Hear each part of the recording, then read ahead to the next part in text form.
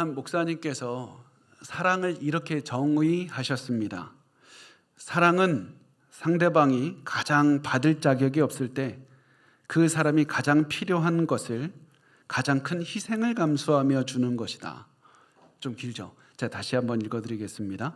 사랑은 상대방이 가장 받을 자격이 없을 때 그 사람이 가장 필요한 것을 나의 가장 큰 희생을 감수하면서 주는 것이다.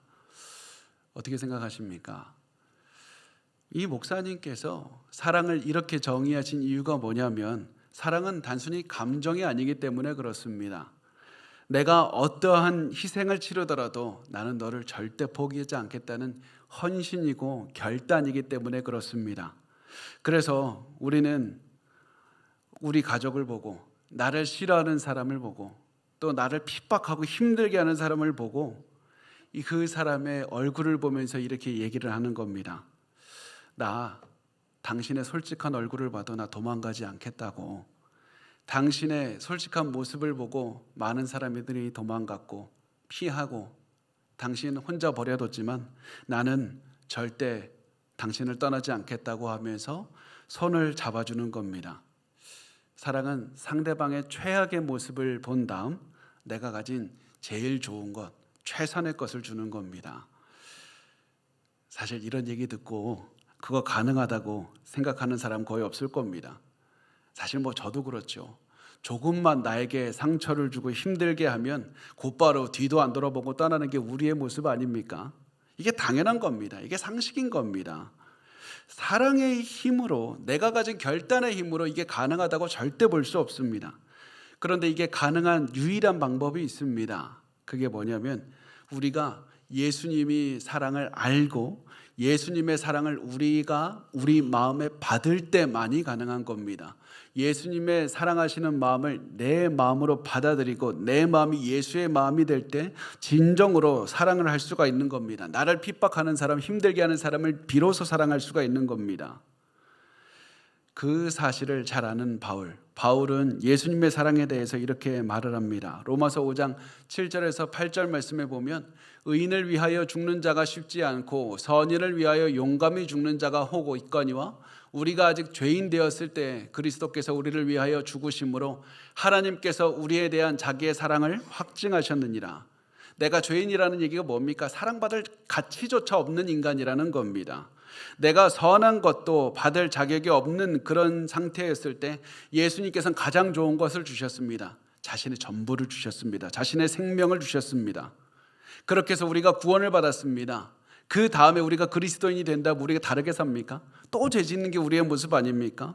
우리 구원받은 이후에도 하나님의 복을 받을 만한 삶을 살지 않습니다. 계속해서 죄를 짓고 살아갑니다.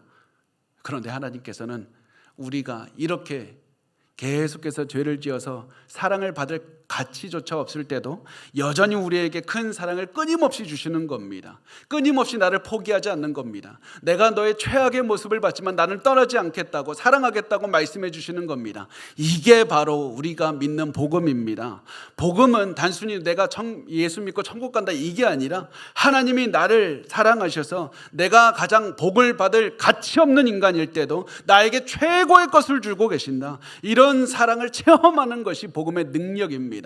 그리고 이렇게 사랑을 체험하면 사람의 삶이 변하게 되어 있습니다. 사랑받을 자격 없는 나를 사랑해 주신 그 은혜를 체험했기 때문에 이제부터 다른 사람, 사랑받을 자격이 없는 그런 사람들도 사랑하게 됩니다. 나에게 핍박하는 인간들, 나를 힘들게 하고 내가 정말 이를 갈게 만드는 그런 사람들조차도 사랑하게 만듭니다. 사랑받을 수 없는 사람들에게 우리가 전부를 주어서 사랑하게 되는 겁니다. 어떻게 사랑합니까? 예수의 사랑을 주는 겁니다. 예수의 마음으로, 예수께 받은 그 마음으로, 예수의 사랑으로 사랑을 전달하는 겁니다. 이것처럼 우리가 다른 사람을 사랑하고 싶다면 내가 이제부터 잘 사랑해야지, 이제부터 저 사람 용서해야지, 이게 아닙니다. 가장 먼저 내가 그리스도의 사랑을 체험하는 것부터 시작하는 겁니다. 그리스도의 사랑이 무엇인지 올바로 사랑하는 것을 체험하는 것부터 시작해야 됩니다.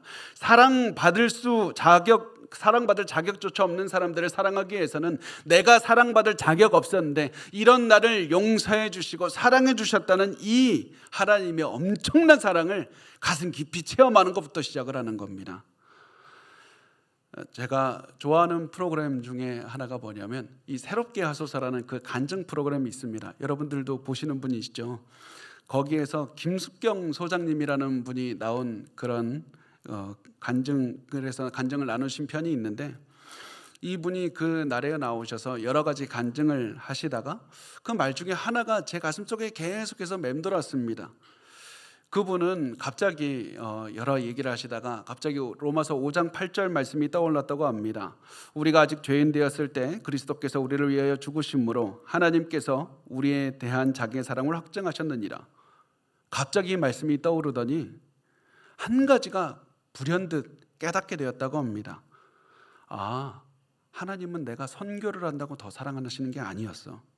주님은 내가 뭐 봉사한다고 더 충성한다고 더 사랑해 주시는 게 아니야. 주님은 나를 존재 자체로 사랑하시는구나. 이 깨달음이었다고 합니다. 그리고서는 이분의 가슴 속에 엄청난 감동이 몰려들면서 하나님이 이 감동으로 엄청나게 깨닫게 해주셨다고 합니다. 이렇게 마음이 들었다고 해요. 숙경아, 숨만 쉬어도 돼. 너가 숨만 쉬어도 난 널 사랑한다. 숨만 쉬어도 널 사랑한다. 이전에는 이분이 가장 열심히 선교하는 분이었고 이렇게 내가 더 열심히 선교해야 하나님이 나를 사랑하신다, 이런 생각을 가지신 분이었는데 이때 비로소 나를 존재 자체로 사랑하시는구나, 이 사실을 깨달은 겁니다. 여러분도 이 사실을 알았으면 좋겠습니다. 여러분이 무슨 대단한 일을 해서 하나님이 더 사랑하시고 여러분이 좀 죄를 지으면 덜 사랑하고 이런 것이 아니라 하나님께서 여러분의 존재 자체로 사랑하는 겁니다. 숨만 쉬어도 사랑하는 겁니다. 살아있는 것으로 여러분이 숨만 쉬어도 그 하나님께서 여러분을 품어주시고 엄청난 사랑을 주시는 겁니다. 여러분은 그 사랑을 아십니까? 이게 복음의 사랑이고 복음의 능력인 겁니다. 내가 아직 죄인 되어서 사랑받을 가치조차 없는 사람이었을 때 하나님께서 가장 나를 많이 사랑하셔서 나를 위해서 예수 그리스도의 생명을 주셔서 숨만 쉬어도 사랑하게 해주시는 겁니다. 여러분, 이 사실을 머리로 알지 마시고 뼈저리게 체험하셨으면 좋겠습니다. 가슴 깊숙이 체험하셨습니다. 그래야 우리가 이 사랑을 체험해야 우리가 온전한 사랑을 할 수 있는 겁니다. 이 사랑을 체험해야 자격 없는 사람, 사랑받을 가치조차 없다고 느껴지는 그 사람도 사랑할 수가 있는 겁니다. 그리고 이게 바울이 가졌던 마음이었습니다. 우리가 기억하시겠지만 우리 로마서 8장에서 바울이 무슨 얘기했습니까? 엄청난 하나님의 사랑에 대해서 나눴습니다. 그 무엇도 우리를 그리스도의 사랑에서 끊을 수 없다 이러면서 기뻐했습니다. 나는 이제 구원받았고 앞으로 나는 영광스러운 미래만 남아있다. 나는 절대 지옥 가지 않고 하나님의 사랑에서 무엇도 끊을 수 없다. 이렇게 말씀하면서 즐거워했던 바울의 머릿속에 구원받지 못한 사람들이 떠오릅니다.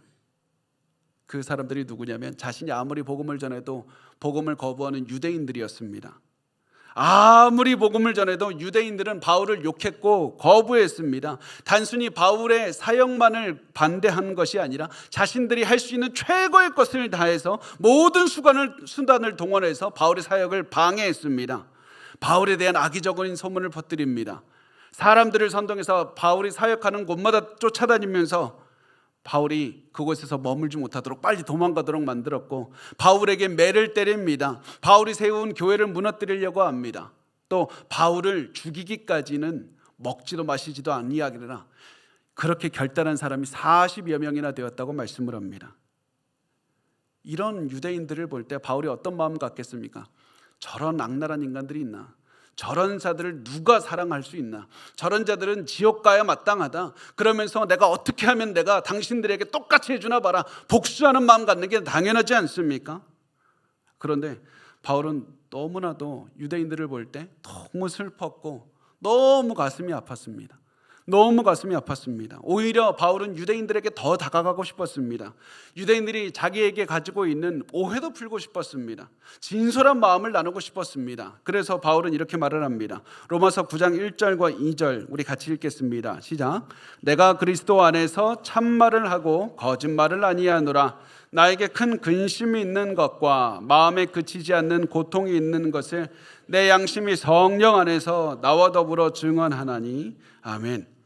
내가 그리스도 안에서 참말을 하고 거짓말을 아니하노라. 이 말은 내가 지금부터 진실을 말하니까 꼭 잘 들어야 된다고.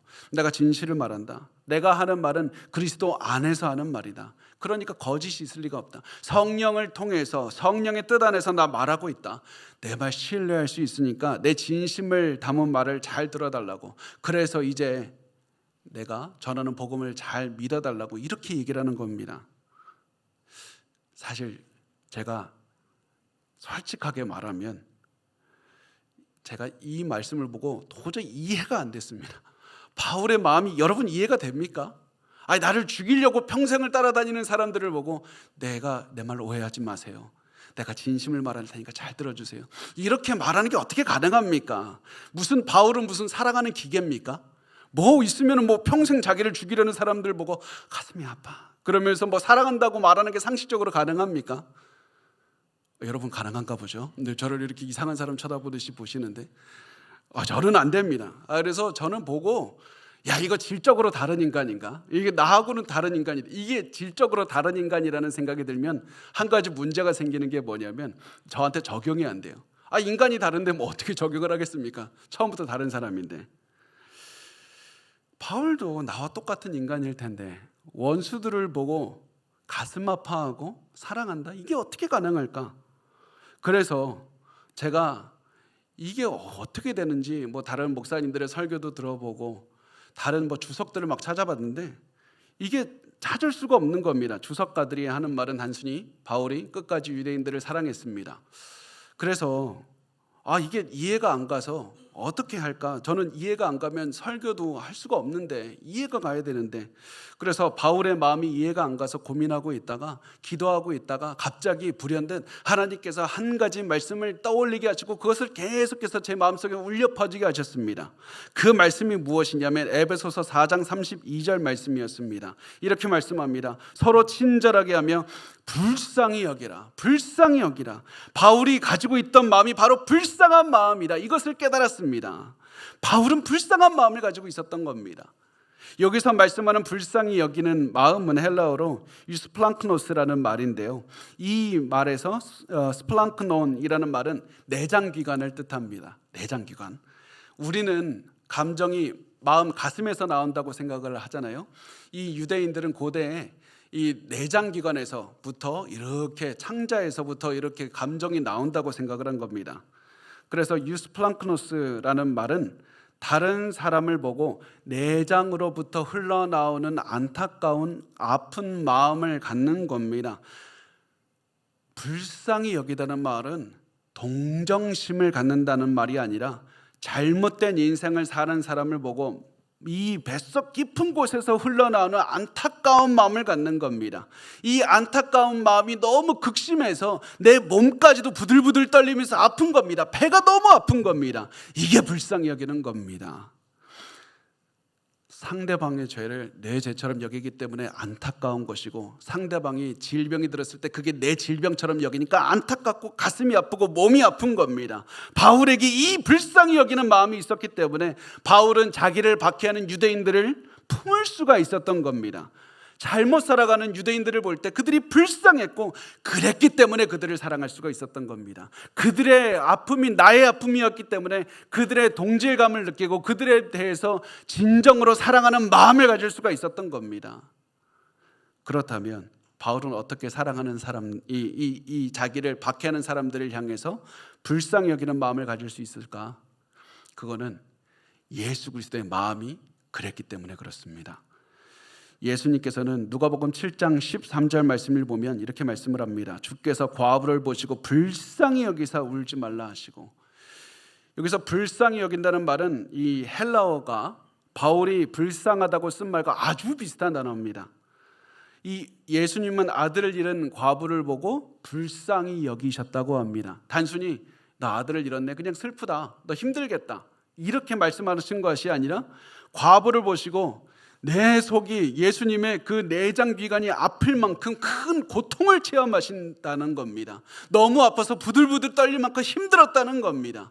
가슴이 아팠을 뿐만 아니라 몸도 아픈 겁니다. 그 다음 과부를 살리셨습니다. 과부의 아들을 살리셨습니다. 이게 마찬가지로 예수님은 바울을 살리실 때 예수 그리스도와 그리스도인들을 싫어하는, 그래서 박해하는 바울을 보시고 불쌍히 여기시고, 그리고 바울을 만나주시고 새 생명을 주시는 겁니다. 새로운 인생을 살게 하십니다. 그래서 이 사실을 아는 바울은 내가 얼마나 악하게 살았고 내가 얼마나 예수님의 불쌍히 여김을 받았는지 그걸 잘 알고 있었습니다. 예수님의 불쌍히 여김을 잘 아는 바울은 그 다음에 예수님의 마음, 불쌍히 여기는 마음을 자기도 갖게 됩니다. 그래서 이제는 잘못된 인생을 사는, 마치 과거에 자기처럼 살아가는 유대인들을 보고 불쌍히 여길 수가 있었던 겁니다. 그래서 그들이 아무리 바울을 괴롭혀도 바울은 불쌍히 여겼고 그랬기 때문에 사랑할 수가 있었습니다.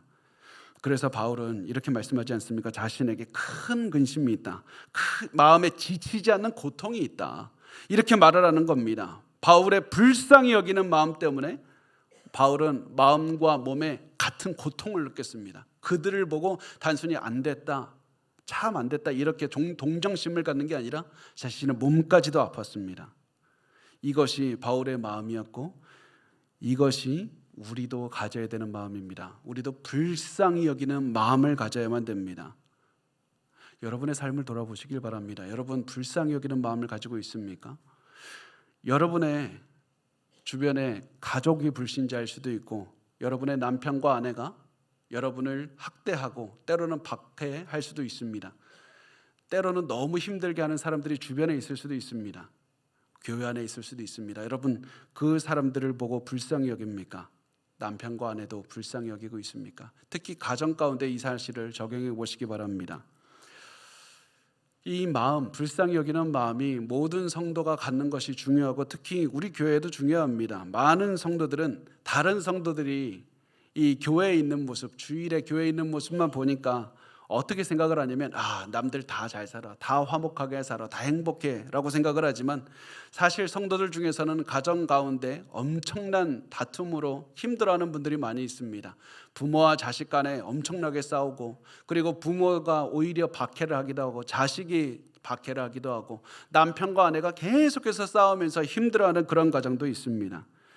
특히 같이 교회는 오지만 한 부부 중에 한 사람이 믿음이 없을 때 가장 많이 싸우는 때가 언제냐면 주일 아침에 교회 오기 바로 전입니다. 그래서 교회 올 때 항상 이 다투면서 오다가 교회 와서는 힘든 마음으로 있으면서 이 아침부터 싸우고 오면 설교도 안 들리고 은혜도 없고 웃고 계신 분들이 범인입니다. 다 보였습니다. 이렇게 부부가 계속해서 싸우다 보면 서로에 대한 증오만 쌓이고 무슨 도저히 사랑할 마음 안 생기는 게 당연합니다. 그래서 서로 미움만 쌓이다가 설교 중에 서로 사랑하세요, 원수도 사랑하세요 이런 얘기 들으면 보통 이런 얘기를 듣는다고 어떤 권사님께서 말씀을 해주셨습니다. 목사님, 내가 원수는 사랑하겠는데 저놈의 왼수는 못 사랑하겠습니다. 저 왼수는 사랑받을 가치가 없는 작자입니다. 막 이러면서 얘기를 하는 걸 들었는데 이게 우리 마음 아닙니까? 우리의 솔직한 마음입니다. 그런데 이런 마음 들 때 어떻게 해야 되는가? 사랑하려고 하지 말고 불쌍히 여겨주시기 바랍니다. 남편과 아내를 불쌍히 여기시고 자식과 부모를 불쌍히 여기십시오. 나를 힘들게 하는 다른 사람들을 불쌍히 여겨주십시오. 불쌍히 여기라는 말은 여러분 오해하시면 안 됩니다. 단순히 동정심 가지라, 저 인간 불쌍한 인간이라 그런 의미가 아닙니다. 상대방의 죄에 대한 아픔을 내 것으로 만들라는 겁니다. 상대방의 과거의 상처를 내 상처로 여기라는 겁니다. 상대방의 잘못을 보고 내 몸이 아플 정도로 마음의 아픔을 가져야 되고 내 배가 아파야 되고 내 몸이 떨려야 된다는 겁니다. 상대방의 아픔이 내 아픔이고 상대방의 잘못이 내 잘못으로 느끼는 이 마음이 바로 불쌍히 여기는 마음이고, 이때 비로소 상대방에 대한 불쌍한 마음을 가질 때 사랑할 수 있는 힘이 생기는 겁니다. 도저히 사랑할 수 없는 사람도 사랑할 수 있는 힘은 불쌍히 여기는 거기서부터 시작을 합니다. 바울도 그 마음을 가지고 유대인들, 자기를 박해하는 유대인들을 사랑했고, 그리고 이 사람들을 내가 불쌍히 여기는 마음으로 당신들에게 진심을 말할 테니 잘 들어달라고, 내가 이제 복음을 전하겠다고 이런 말을 이제 한 다음에 그 다음에 곧바로 엄청나게 충격적인 말을 합니다. 로마서 9장 3절 말씀입니다. 우리 같이 읽겠습니다. 시작. 나의 형제 곧 고륙의 친척을 위하여 내 자신이 저주를 받아 그리스도에게서 끊어질지라도 원하는 바니라. 아멘. 내가 유대인들을 구원받기 위해서라면 내가 대신 저주라도 받겠다라고 얘기를 합니다. 여기서 저주를 받는다고 표현하기 위해서 사용한 헬라어가 아나세마라는 말인데요, 아나테마라는 말은 이 히브리어로 보면 헤렘이라는 말입니다. 헤렘은 모든 것을 진멸한다는 겁니다. 다 없애버린다는 겁니다. 그래서 헤렘은 굉장히 끔찍한 말이고 아나테마는 끔찍한 말입니다. 바울은 내가 그거 당하겠다, 내가 예수 믿지 않는 유대인들을 위해서라면 내가 기꺼이 그들을 구원하기 위해서는 기꺼이 지옥에라도 가겠다는 말입니다. 그런데 오해하지 마십시오. 바울이 이렇게 말했다고 해서 진짜로 자기가 지옥 갈 수 있다고 믿은 것은 아닙니다. 바울은 구원받은 것이 하나님의 은혜로 된 것이라는 것을 알 수 있었고, 자신이 하나님을 사랑하기 때문에 하나님을 사랑하는 자들은 구원받은 것이고 천국에 갈 수밖에 없다는 사실을 알고 있었습니다. 절대 지옥 갈 수 없는 겁니다. 그럼에도 불구하고 바울이 유대인들을 대신해서 내가 지옥에라도 가서, 내가 유대인들 대신 지옥에 가서 유대인들을 구원할 수만 있다면 나 그렇게 하고 싶다고 그렇게 말을 하는 겁니다. 사실 여기서 모든 학자들은 바울이 단순히 자기의 생각을 말하고 있을 뿐만 아니라 성경에 있는 모세를 기억했을 것이다, 모세를 기억했을 것이다 이렇게 말을 합니다. 모세가 출애굽기 32장에서 죄를 지은 이스라엘 백성들을 위해서 내가 대신 죽겠다고 그렇게 똑같이 기도했기 때문에 그렇습니다. 상황은 이렇습니다. 모세가 시내산에 율법을 받으러 올라갔을 때, 십계명 받으러 갔을 때 이스라엘 백성들이 아래서 금송아지 형상 만들고 그 금송아지를 숭배하고 잔치를 벌이고 춤을 추고 노래하고 있었습니다. 하나님께서는 그 모습을 보시고 모세에게 진노하셔서 이렇게 말씀을 하십니다. 출애굽기 32장 10절에 그런즉 내가 하는 대로 두라. 내가 그들에게 진노하여 그들을 진멸하고 너를 큰 나라가 되게 하리라. 하나님께서 하신 말씀은 내가 저 백성 다 죽이고 너를 새로운 아브라함으로 만들리라. 너를 통해서 새로운 민족을 세우리라. 저들을 다 죽여버리겠다. 이제 너를 통해서 다시 시작하자. 이렇게 말씀을 들은 모세는 깊은 생각에 빠집니다. 이 상황을 어떻게 할까? 저들을 살리기 위해서 내가 무엇을 할 수 있을까? 그러다가 고민하다가 혹시 내가 대신 죽으면 하나님께서 이스라엘 백성을 살려주실까?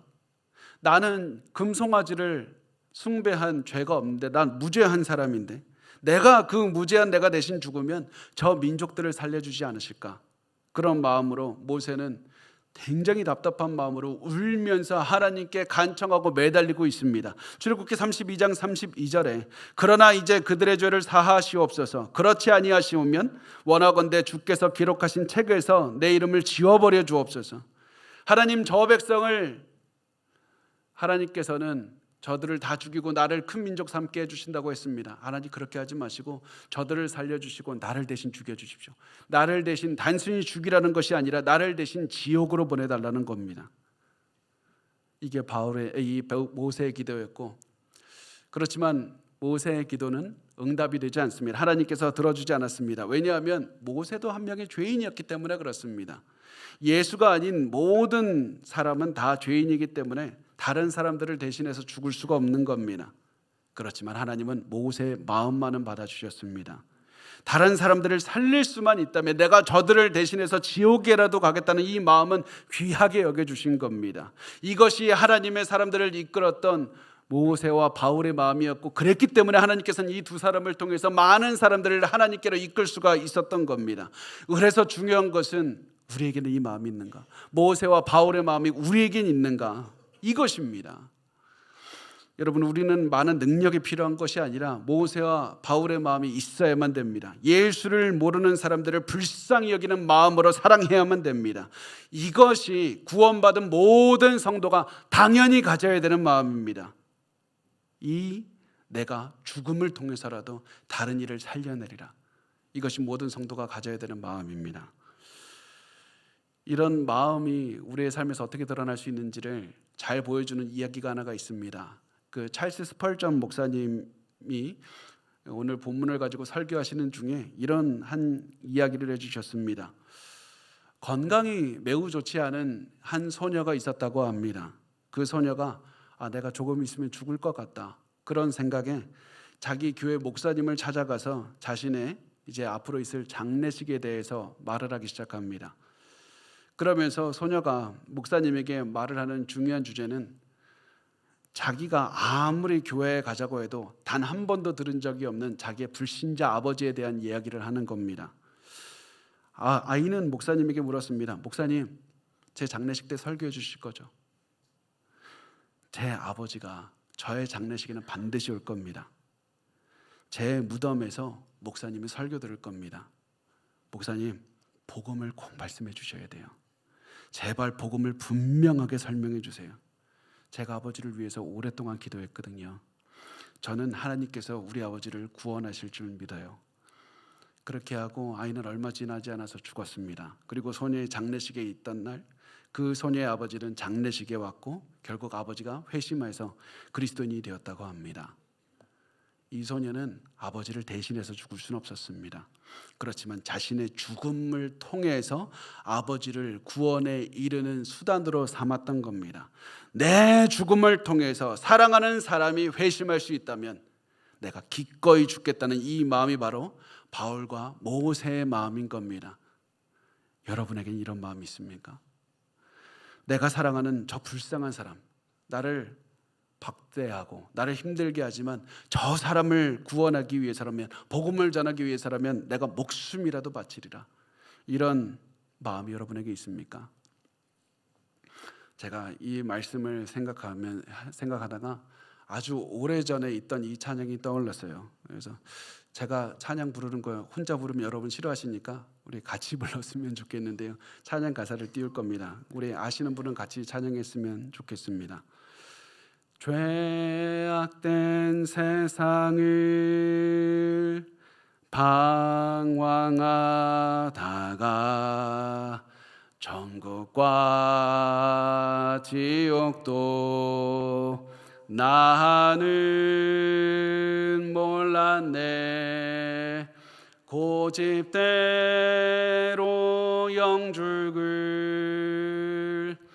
험한 세상이 왜 그리 더러운지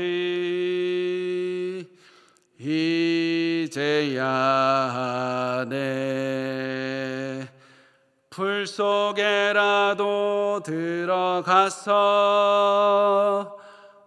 속에라도 들어가서 세상에 널리 전하리 주의 사랑을. 아멘. 이 찬양의 가사가 제 마음속에 계속 맴돌았어요. 내가 세상을 살다가 예수를 믿고 보니까 세상이 저렇게 더러운 곳이었고 세상 속에 살아가는 내가 그렇게 더러운 사람이었구나. 나 사랑받을 자격도 없었다. 그런데 예수님께서 날 구원해 주시고 나를 의롭다고 해주시고 나에게 새로운 인생을 살게 하셨네. 그 마음으로 세상을 살아가는 그 모습을 보니까 사람들이 너무나도 불쌍해 보이는 겁니다. 저들을 저대로 두면 안 되겠다는 생각이 드는 겁니다. 그래서 무슨 찬양을 통해서 무슨 고백합니까? 불 속에라도 들어가서 내가 복음을 전하겠다. 불 속에 들어가면 어떻게 됩니까? 죽는 겁니다. 잘 어떻게 해서 살아난다 해도 온몸에 치료받을 수 없는 이 화상 자국으로 가득한 채 평생을 살아내야 되는 겁니다. 그런데 내가 불 속에라도 들어가서 다른 사람 살릴 수만 있다면, 복음을 증거할 수만 있다면 내가 불 속에라도 들어가겠다. 이런 마음을 어떻게 가질 수 있습니까? 단순히 내가 잘 살겠다, 내가 선행을 하겠다, 이런 마음으로 살 수 있습니까? 그렇게 되는 건 아닙니다. 내가 불 속에라도 들어가서 복음을 전할 수 있는 유일한 능력은 복음을 모르는 사람들을 불쌍하게 여기는 마음을 가질 때만 가능한 겁니다. 불쌍한 마음을 가지고 있을 때 그때 비로소 내가 죽는 한이 있더라도 너를 살리겠다, 내가 너에게 떠나지 않겠다, 내가 끝까지 새 생명을 주는 복음을 전파하겠다, 이런 마음으로 살아갈 수가 있는 겁니다. 겁니다. 여러분 불 속에도 들어갈 수가 있습니까? 여러분을 힘들게 하는 그 사람 떠올려 보십시오. 가정에서 남편, 아내, 부모, 자식, 주변 성도들, 아니면 이 형제 자매들 있지 않습니까? 주변에 일하는 곳에 직장에서 있는 분들, 그분들을 떠올리면서 하나님 불쌍한 마음을 주시옵소서. 불쌍한 마음을 주시옵소서. 이렇게 계속해서 불쌍한 마음을 갖기를 원합니다. 그런데 이런 우리가 불쌍한 마음을 갖기를 원한다면 한 가지 우리가 반드시 해야만 되는 것이 있습니다. 불쌍한 마음은 내가 단순히 그냥 불쌍한 마음을 갖는 것으로 시작되는 것이 아니라 불쌍한 마음을 갖기 위해서는 내가 너무 중요한 것이 구원의 감격을 깊이 누릴수록 다른 사람을 불쌍하게 여기는 마음도 생깁니다. 내가 구원의 감격, 내가 자격 없는 나를 구원해 주시고 죄인된 나를 이제는 엄청난 사랑으로 돌봐주셨다, 나를 도저히 받을 수 없는 불쌍한 마음으로 나를 대해 주시고 사랑해 주신 예수님을 체험할 때마다, 구원의 감격이 있을 때마다 다른 구원받지 못한 사람들에 대한 불쌍한 마음들이 생기는 겁니다. 내가 영원한 구원을 받아서 즐겁지만 동시에 구원받지 못한 사람들을 바라볼 때 너무 안타깝고 불쌍해하는 마음 때문에 고통을 느끼는 것이 우리의 마음인 겁니다. 고통이 만약에 여러분에게 없다면 지금 우리 잘못 살고 있는 겁니다. 우리 잘못 살고 있는 겁니다. 고통이 없기 때문에, 예수 믿지 않는 사람들을 볼 때 고통이 없기 때문에 우리가 전도하지 않는 것이고, 자신의 전부를 다해서 원수를 증오하는 마음, 복수하고 싶은 마음만 있는 겁니다. 내 장례식이라도 사용해서 복음을 전하고 싶다는 마음이 우리 마음에 가득해야만 되는 겁니다. 지금까지 바울은 유대인들이 예수님을 믿지 않아서 자신의 아픈 가슴에 대해서 얘기를 했습니다. 만약 여기서만 끝을 냈다면 바울이 말로만 그런가 보다, 그냥 얘기하는 건가 보다, 그렇게 생각할 수 있습니다. 그런데 바울은 4절과 5절에서 자신의 가슴을 아프게 하는 것들을 구체적으로 이 8가지를 명기하기 시작을 합니다. 그것이 4절과 5절 말씀에 나와 있습니다. 우리 같이 읽겠습니다. 그들은 이스라엘 사람이라 그들에게는 양자됨과 영광과 언약들과 율법을 세우신 것과 예배와 약속들이 있고 조상들도 그들의 것이요 육신으로 하면 그리스도가 그들에게서 나셨으니 그는 만물 위에 계셔서 세세 찬양을 받으실 하나님이시니라. 아멘. 이스라엘이 예수님 믿지 않아서 안타까운 이유에 대해서 가장 첫 번째 우선은 바울이 얘기하는 게 그들은 이스라엘 사람이라. 그들은 이스라엘 사람이라. 그들이 이스라엘 사람이라는 것은 그들은 특별한 사람이라. 특별하게 선택된 사람들이다. 그들이 특별한 하나님의 선택을 받았다. 자격이 없었지만 선택을 받았다고 하면서 이제 바울은 이스라엘 민족이 예수를 믿을 수 있는 8가지 특혜가 있었지만 다 실패했다는 것을 보여주고 있습니다. 이 이스라엘 받은 모든 특권에 대해서 한 가지 한 가지씩 우리가 보도록 하겠습니다. 이스라엘이 받은 첫 번째 특권은 양자됨입니다. 양자됨. 이 양자됨이 무엇이냐면, 이스라엘은 아무것도 내가 한 것이 없고 아무런 가치도 없었지만 하나님께서는 이스라엘을 선택해 주신 겁니다. 우리가 잘 생각해 보면 아브라함이 갑자기 혼자서 하나님 잘 믿었기 때문에 하나님께서 선택하셨습니까? 그렇지 않았습니다. 아브라함도 우상 숭배자였습니다. 갈대아에서 살던 수많은 그냥 이름 없는 사람들 중에 한 명이었습니다. 그런데 하나님께서는 특별히 아브라함을 선택하셨고 아브라함을 통해서 엄청난 역사를 이루신 겁니다. 또 아브라함의 자손들이 엄청난 수를 이뤄서 애굽에서 노예 생활하고 있을 때 하나님 그들을 내버려 둘 수 있었습니다. 그런데 하나님께서는 애굽에서 그들이 하나님을 찾고 있지도 않았을 때 하나님께서는 그들을 찾아가셔서 애굽에서 불러내셔서 하나의 국가로 형성을 시켜주셨습니다. 아브라함이나 이스라엘이나 어떤 자격도 없었습니다. 그러나 하나님은 그들을 사랑해 주시고 자비를 내려주셔서 그들을 선택하시고 복을 내려주셨던 겁니다. 이렇게 해서 이스라엘은 예수님을 통해서 은혜로 구원받았다는 사실을 체험할 수가 있었습니다. 예수님께서 오실 때 우리가 원래 자격 없는 사람인데 우리를 은혜로 구원해 주셨구나. 이번에도 예수를 통해서 우리를 은혜로 구원을 받는 거구나. 그것을 깨달을 수가 있었습니다. 그런데 그들은 그것을 깨닫기를 실패한 겁니다. 이스라엘이 가졌던 두 번째 특권은 영광이라고 표현하고 있습니다. 영광은 우리가 히브리어로 보면 셰키나라고 하고 구약에서 영광의 구름을 뜻합니다. 이 구름은 하나님의 임재를 나타내는 상징이었습니다. 하나님께서는 구름을 보여주시면서 내가 이스라엘 백성 가운데 거한다는 사실을 알려주신 겁니다. 영광은 하나님의 임재를 나타냅니다. 어떤 민족도 이스라엘 백성처럼 하나님과 함께하는 특권을 누린 적이 없습니다. 그런데 이런 하나님의 임재를 본 사람들은 예수 그리스도를 볼 때 하나님께서 우리와 함께 계신다, 이것을 깨달았어야만 됐습니다. 구름으로 오신 하나님께서 이제는 성육신하셔서 이제 오신다는 그것을 깨달을 수 있는 기회가 있었습니다. 누구보다도 더 잘할 수가 있었습니다. 그런데 이들은 예수님을 통해서 하나님을 보지를 못했습니다. 이스라엘과 가졌던 세 번째 특권은 언약입니다. 하나님께서는 아브라함, 이삭, 야곱, 요새, 다윗과 언약을 맺어주셨습니다. 다른 누구와도 언약을 맺은 적이 없습니다. 그런데 이스라엘 민족과는 언약을 맺어주셨습니다. 그리고 이 언약을 통해서 무엇을 보여주셨냐면 언약을 통해서 장차 오실 메시아에 대해서 말씀하셨습니다. 그리스도에 대해서 말씀하셨습니다. 그래서 이스라엘 백성들은 메시아에 대해서 충분히 말씀을 듣고 준비할 수 있었고, 예수님이 오셨을 때 저분이 메시아다, 이 사실을 알 수 있었습니다. 그런데 이들은 그것을 보기에 실패했습니다. 네 번째 특권은 율법입니다.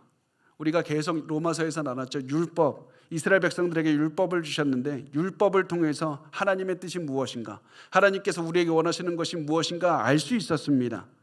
만약에 그들이 율법을 올바로 깨달았다면 무슨 생각을 했겠습니까? 우리는 구원받을 자격이 없다, 율법을 지켜서 구원 얻을 수 없고 우리에게는 은혜밖에 구원 얻을 방법이 없다라는 것을 알고 은혜를 사모했을 겁니다. 그리고 그 은혜의 통로가 바로 예수 그리스도라는 것을 나중이라서라도 알 수 있었지만 그들은 계속해서 복음을 거부한 겁니다. 다섯 번째 특권은 예배였습니다. 예배는 하나님 앞에 나아갈 수 있는 경배, 영광과 특권을 얘기를 합니다.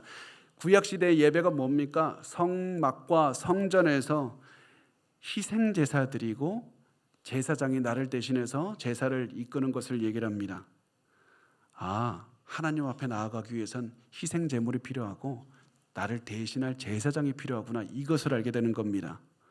그래서 예배가 우리를 죄를 속죄할 희생제물과 우리를 대신 제사장이 필요하다는 것을 보여줬고, 나중에 히브리서에서 언급하듯이 예수 그리스도가 우리 인류의 희생양이자 대제사장이 된다는 사실을 나중이라도 알 수 있었습니다. 그러나 그들은 거부했습니다.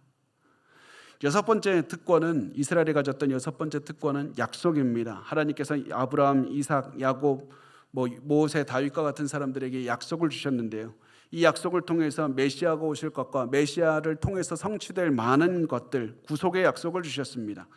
그렇지만 이스라엘은 또 예수님을 알지 못했습니다.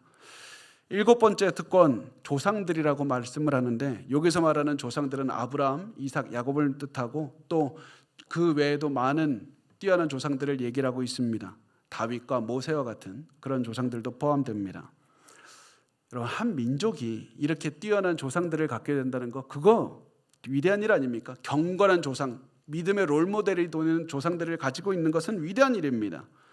그런데 단순히 조상들이 있기 때문에 중요한 것이 아니라 이 사람들은 메시아의 오심을 예언하고 미리 보여주는 겁니다. 예를 들면 모세를 통해서 예수님께서, 그리스도께서 모세보다 뛰어난 선지자라는 것 보여주시고, 다윗을 통해서 메시아는 다윗보다 완벽하신 뛰어난 왕이라는 것도 보여주시는 겁니다. 계속해서 메시아가 얼마나 뛰어난지 그 조상들을 통해서 보여주셨지만 이스라엘 사람들은 끝까지 거부했습니다. 마지막으로 예수 그리스도가 있습니다. 예수님께서 유대인으로 태어나신 게 이스라엘 사람들에게 주신 여덟 번째 특권이었습니다. 예수님께서 유대인이었기 때문에 이 예수님과 함께 살아가는 사람들은 다른 어떤 민족보다도 더 쉽게 예수님을 체험하고 보고 들을 수가 있었습니다. 그럼에도 불구하고 예수님을 거부합니다. 이스라엘은 엄청나게 영적으로 축복을 받은 나라였습니다. 예수 그리스도를 믿기에 최적의 조건을 가지고 있었습니다. 바울은 이스라엘 백성만은 구원을 얻을 만한 최고의 조건을 가진 그런 사람들이었다. 그런데 이스라엘 사람들은 그 사실을 알지 못하고 메시아를 십자가에서 처형했을 뿐만 아니라 유대인들은 자기도 끝까지 계속해서 복음을 거부했고 그것만으로도 모자라서 이방인들에게 복음이 전해지는 것을 끝까지 막았다고 말을 하는 겁니다. 우리는 이런 이스라엘 사람들을 보면서 한 가지 알 수 있는 게 있습니다. 우리에게는 이스라엘처럼 예수를 믿을 수 있는 많은 이점이 있고 특권이 있어도 예수를 내가 믿지 않는다면 절대 구원받을 수 없다는 사실입니다. 내가 태어날 때부터 어머니와 함께 교회에 다녔습니다. 내 아내가 교회 열심히 다녀서 나 매일 주일마다 교회 옵니다. 상관없습니다. 여러분이 예수 믿지 않는다면 구원은 못 얻는 겁니다. 여러분이 예수를 믿을 수 있는 특권을 가지고 있습니까? 거기에 머물러 있지 말고 그 특권을 낭비하지 마시기 바랍니다. 왜냐하면 하나님이 보시기에 우리가 가족과 함께 교회를 얼마나 나가줬는가, 그 기간 그런 거 중요하지 않습니다. 하나님이 보시기에 가장 중요한 것은 우리 자신이 예수를 믿고 살아갔는가, 내가 예수를 믿는가, 그 마음이 가장 중요한 겁니다. 그리고 이렇게 말을 해도 끝까지 예수를 받아들이지 않고 이스라엘 사람들처럼 복음을 거부하고 살아가는 사람들을 볼 때 여러분이 그 가족이라면 반드시 불쌍히 여기는 마음을 가지셔야만 됩니다. 내 주변에서 복음을 아무리 전해도 받아들이지 않는 주변 사람들을 볼 때 여러분 불쌍히 여겨 주셔야만 됩니다.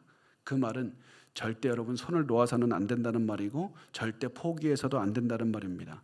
그들을 볼 때 내가 아파야 되고 마음이 아플 뿐만 아니라 내 뱃속부터 내장부터 아파야 되고 끝까지 몸이 아파서 떨리는 그런 고통이 나에게 있어야만 됩니다. 여러분 불쌍한 마음을 가지셔야만 됩니다. 이 설교 들으면서 우리 이제 정리할 텐데 이렇게 다짐하지 않습니까? 그래, 맞아, 참 불쌍한 사람이다. 그러면서 내 주변 사람들, 내 가족들 불쌍하게 여기고 사랑하겠다. 이렇게 만약에 가지고 다짐하는 것이 전부라면 여러분 반드시 실패할 겁니다. 왜냐하면 제가 강조합니다. 우리의 마음은 우리의 마음처럼 안 됩니다. 세상에서 가장 우리 마음대로 안 되는 게 우리 마음이지 않습니까? 그래서 우리의 마음은 내가 결단한다고 해서 바뀌는 게 아닙니다. 우리는 그리스도께서 나를 사랑하심과 나를 불쌍히 여기심을 반드시 체험해야만 됩니다. 그것을 깊이 체험해야만 됩니다. 그래야 우리도 예수님의 마음을 가지고 다른 사람들을 불쌍히 여기고 사랑할 수가 있는 겁니다. 예수님이 여러분을 불쌍히 여기시는 마음, 사랑하시는 마음, 용서하는 마음을 아시기를 원합니다. 여러분, 그런 내가 하나님이 나를 불쌍히 여기신다 그런 질문을, 그런 마음을 갖다가 한 가지 불현듯 이런 생각이 들 수도 있습니다. 예수님 왜 나를 굳이 불쌍히 여기시고 사랑하십니까? 왜 나를 보고, 다른 사람도 아닌 수많은 인구가 있는데 왜 나를 보고 가슴 아파하십니까? 그 질문을 듣고 저는 하나님께서 이렇게 대답하리라 저 확신합니다. 너는 내 자녀니까 숨 쉬기만 해도 사랑한다. 넌 내 자녀니까, 다른 이유 없이 너는 내 자녀니까 숨 쉬기만 해도 사랑한다. 그 이유만으로 충분하다. 여러분 이 사랑을 체험하시기 바랍니다. 그리고 이 사랑하고 불쌍히 여기는 마음을 가지고 세상에 나가서 복음을 전하시기 바랍니다. 그때 비로소 우리는 진정으로 사랑하는 마음으로 가정과 우리 주변 사람들을 그때 비로소 사랑할 수가 있을 겁니다.